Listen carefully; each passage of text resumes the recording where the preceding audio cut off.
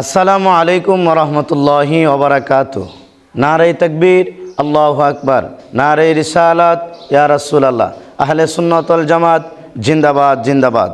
প্রিয় এলাকাবাসী ও আমার দেশ প্রবাসীর ভাইয়েরা, আপনারা সকলেই অবগত আছেন আগামীকাল 25শে মার্চ রোজ বুধবার দিনের বেলায় আপনাদের সুপরিচিত প্রতিষ্ঠান ঐতিহ্যবাহী জাহিরপুর নূরে মদিনা সুন্নিয়া হাফিজিয়া মাদ্রাসা ও ইতিমখানার মাহফিলের শুভ আগমন করিবেন দেশ বরণ্য সুপরিচিত লোক পীর মুফতি গিয়াসউদ্দিন আত-তাহেরী হুজুর।